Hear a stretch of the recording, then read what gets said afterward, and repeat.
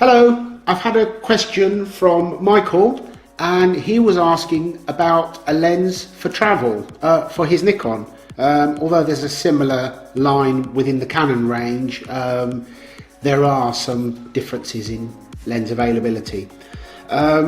Basically, I don't really like the actual kit lens. I really don't like traveling around with an 18 to 50 that has a aperture of f5.6. I just think that's just not fast enough. Now myself, I like this lens. This is the Sigma 17 to 50. This lens actually surprised me because it is beautiful, the quality is amazing. The difference between this and the Art 18 to 35 is not noticeable in real life photography. You struggle to notice a difference, magnifying them up to 200%, let alone in real life images. Now, some people consider the 18 to 200 or even the 18 to 300, but there is a price to pay for super zooms. First of all, again, they have a minimum aperture, or a maximum aperture rather, of f5.6, which is just a bit too slow really for me.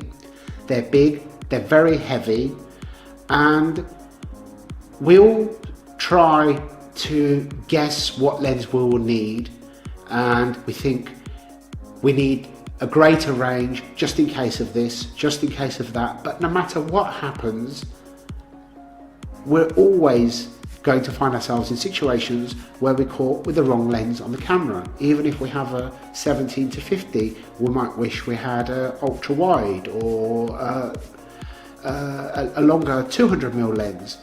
Myself, one reason I like this lens is because not only is it a 17 to 50 2.8 lens, it also has image stabilization. The latest lenses have even more stabilization than this. Some of them claim 3 or 4 stops, but this can easily stabilize a couple of stops. So if you compare this to, say, taking a standard lens, be it a 35 1.8 or a 50 1.8, it's only just over a stop slower, and that stop of light can be made up with a slower speed because it has image stabilization.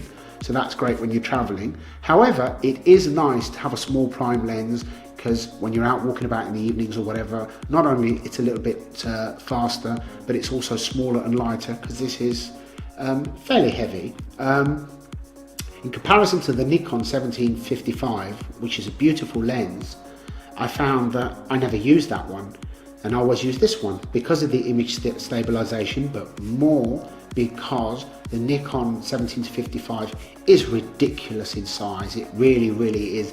It's just as big, if not bigger, than the 24 to 70. It's ridiculous for a crop sensor lens, and it really doesn't offer. It offers an extra 5mm of range, but it doesn't even offer what this lens offers in terms of the image stabilization. Another lens that I'd recommend for Nikon users is the 18 to 70 3.5 4.5 lens. You can get them very cheap, under £100 online. They're very light. It's a very good quality lens. It gives you that extra reach because being up to 70, which is an effective field of view of 105, you get that extra bit of reach without any more size. It's slightly smaller than this and a fair bit lighter. The only issue with that lens, it does bow the images a little, but again, if you're using Lightroom or in-camera correction, that will correct it anyway, so it's not a problem at all. It's very sharp for what it is, and it just gives you that little bit extra light transmission than the slower kit lens. So I'd recommend either of these two.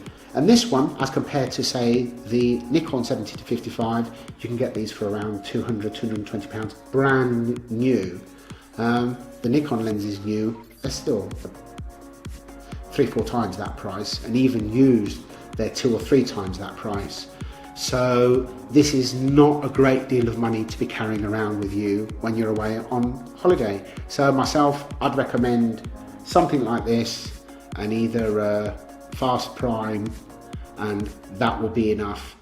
Because if you try and cover all bases, you're going to end up going with a bag full of lenses, and you know, photography is not really much fun when you're walking around with a heavy bag that becomes cumbersome, and you begin to think, should I leave it at home? So anyway, there you go, 17-55, I think very good travel lens. I would also consider the 18-70, which has other advantages, being lighter and cheaper and still very, very good quality. See you next time, bye.